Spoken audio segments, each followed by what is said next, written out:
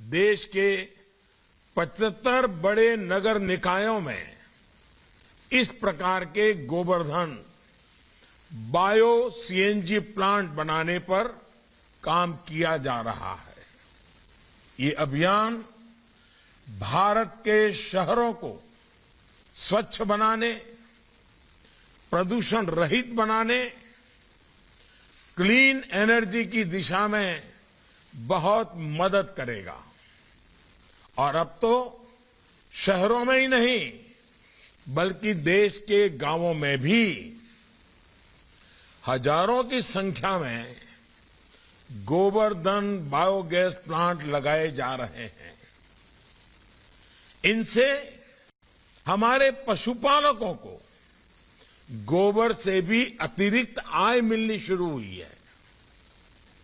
हमारे गांव देहात में किसानों को बेसहारा जानवरों से जो दिक्कत होती है वो भी इस तरह के गोवर्धन प्लांट में उसके कारण कम हो जाएगी। ये सारे प्रयास भारत के क्लाइमेट कमिटमेंट को भी पूरा करने में मदद करेंगे।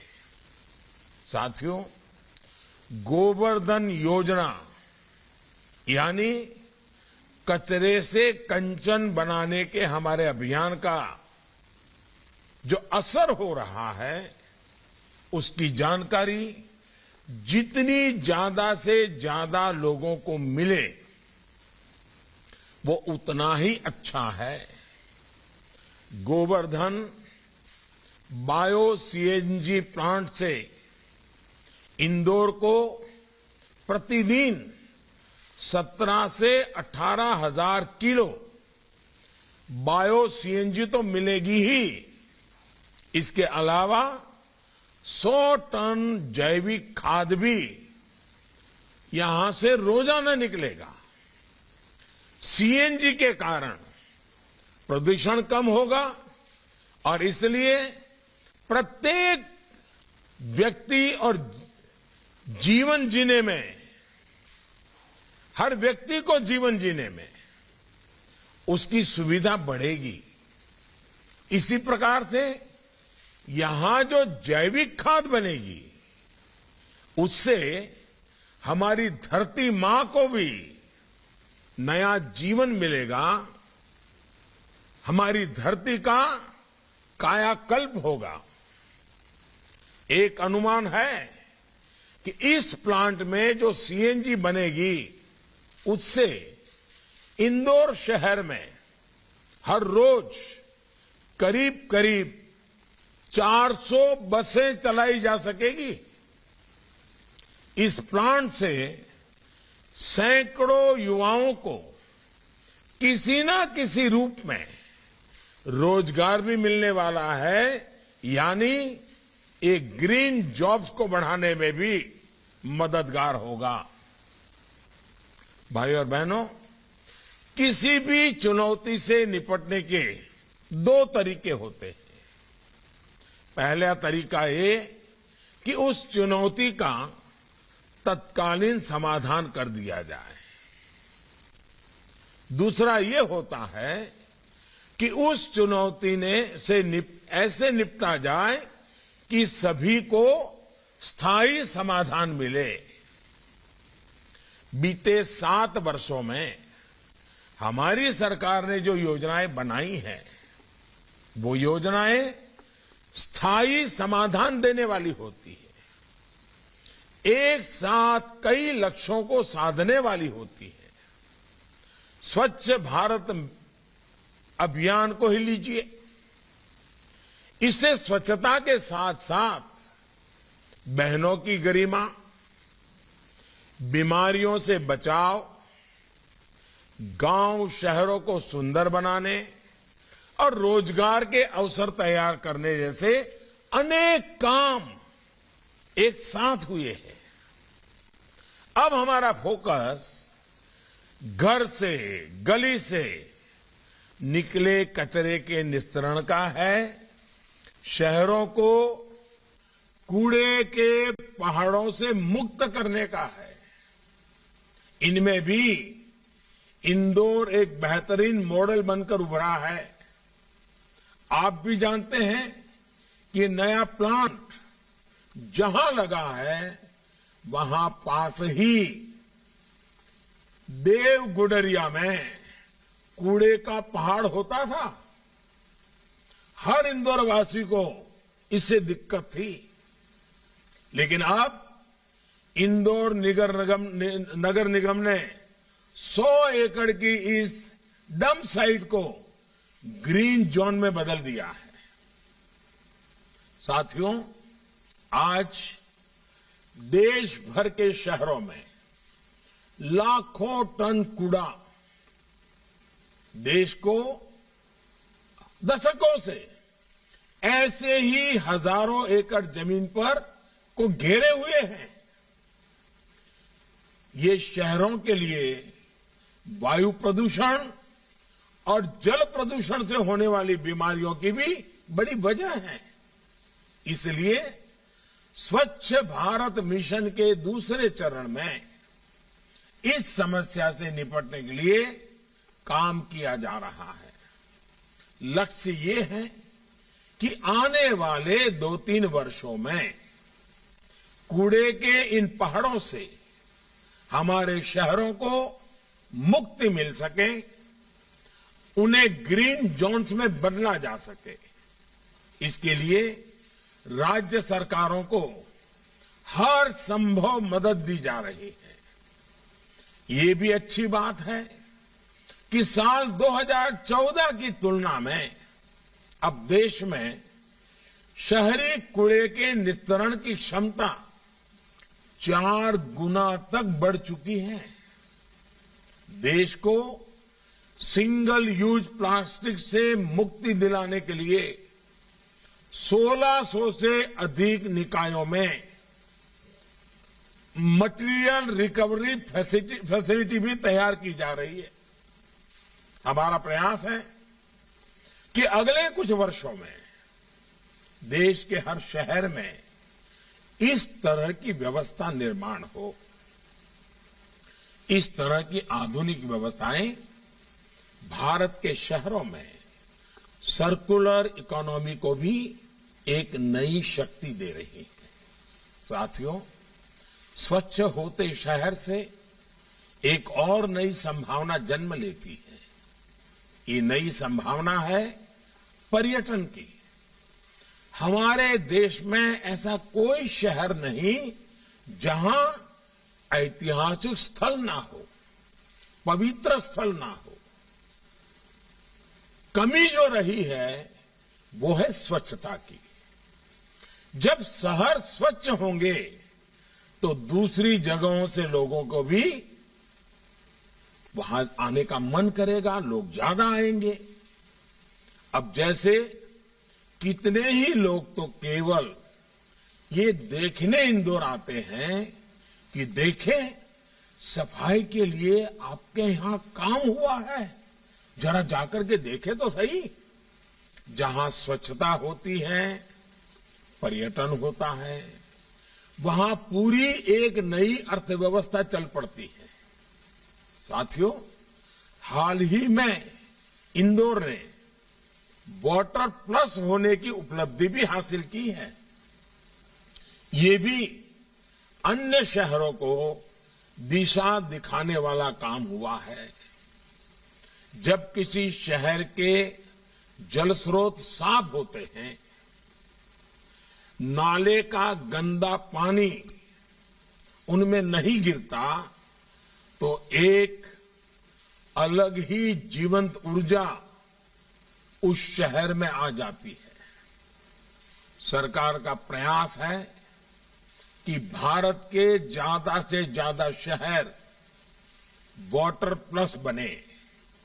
इसके लिए स्वच्छ भारत मिशन के दूसरे चरण पर जोर दिया जा रहा है। 1 लाख से कम आबादी वाले जो नगर निकाय हैं, वहां गंदे पानी के ट्रीटमेंट की सुविधाएं बढ़ाई जा रही हैं। भाई और बहनों, समस्याओं को पहचान कर अगर ईमानदार प्रयास किए जाएं तो बदलाव संभव होता है। हमारे पास तेल के कुएं तो नहीं है, पेट्रोलियम के लिए हमें बाहर डिपेंडेंट रहना पड़ता है, लेकिन हमारे पास बायोफ्यूल के इथेनॉल बनाने के संसाधन बरसों से मौजूद रहे हैं। ये टेक्नोलॉजी भी काफी पहले आ चुकी थी। ये हमारी सरकार है जिसने इस टेक्नोलॉजी के इस्तेमाल पर बहुत ज्यादा जोर दिया।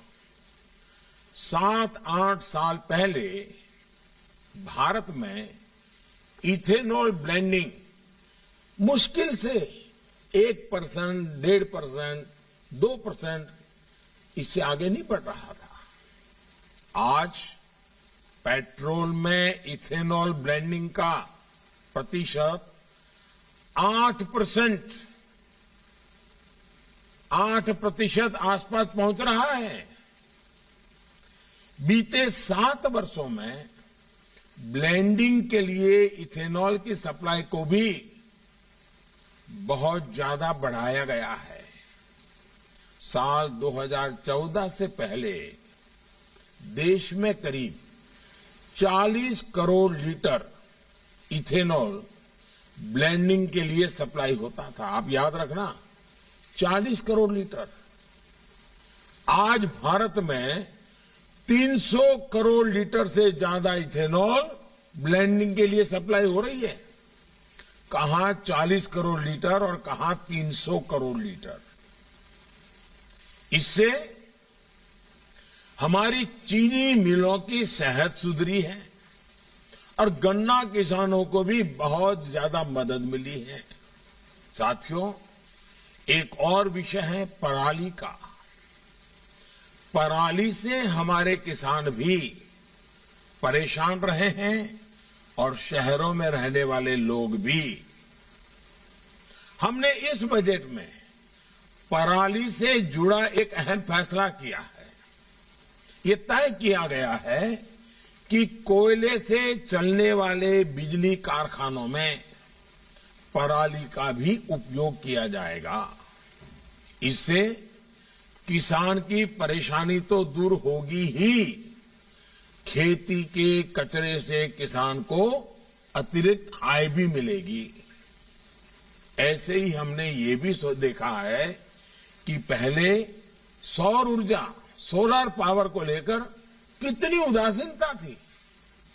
2014 के बाद से हमारी सरकार ने पूरे देश में सोलर पावर का उत्पादन बढ़ाने के लिए अभियान चलाया हुआ है। इसी का परिणाम है कि आज भारत सोलर पावर से बिजली बनाने के मामले में दुनिया के टॉप 5 कंट्रीज में, दुनिया के 5 प्रमुख देशों में अपनी जगह बना ली है। इसी सोलर पावर की शक्ति से हमारी सरकार किसानों को अन्नदाता के साथ ही ऊर्जादाता भी बना रहा है। अन्नदाता ऊर्जादाता बने। देश भर के किसानों को लाखों सोलर पंप भी दिए जा रहे हैं। भाई और बहनों, आज भारत जो कुछ भी हासिल कर रहा है उसमें टेक्नोलॉजी और इनोवेशन के साथ ही भारतीयों के परिश्रम का भी बहुत बड़ा हाथ है। इसी वजह से आज भारत ग्रीन और क्लीन फ्यूचर को लेकर बड़े लक्ष्य रख पा रहा है। हमारे युवाओं, हमारी बहनों, हमारे लाखों लाख सफाई कर्मचारियों पर अटूट भरोसा करते हुए हम आगे बढ़ रहे हैं। भारत के युवा नई टेक्नोलॉजी, नए इनोवेशन के साथ साथ जन जागरण में भी बहुत अहम भूमिका निभा रहे हैं। जैसे मुझे बताया गया है कि इंदौर की जागरूक बहनों ने कूड़े के प्रबंधन को एक अलग मुकाम पर पहुंचा दिया है। इंदौर के लोग कूड़े को 6 हिस्सों में अलग अलग करते हैं, जिससे कूड़े की प्रोसेसिंग और रिसाइकलिंग ठीक से हो सकती है। किसी भी शहर के लोगों की यही भावना, यही प्रयास स्वच्छ भारत अभियान को सफल बनाने में मददगार साबित होंगे। स्वच्छता के साथ साथ रिसाइकलिंग के संस्कारों को भी सशक्त करना अपने आप में देश की बड़ी सेवा है। यही तो लाइफ, LIFE, लाइफ यानी लाइफस्टाइल फॉर एनवायरमेंट का दर्शन है, जीवन जीने का तरीका है। साथियों, आज के इस कार्यक्रम में मैं इंदौर के साथ ही देश भर के लाखों सफाई कर्मियों का भी आभार व्यक्त करना चाहता हूं। सर्दी हो, गर्मी हो, आप सुबह सुबह निकल पड़ते हैं अपने शहर को स्वच्छ बनाने के लिए।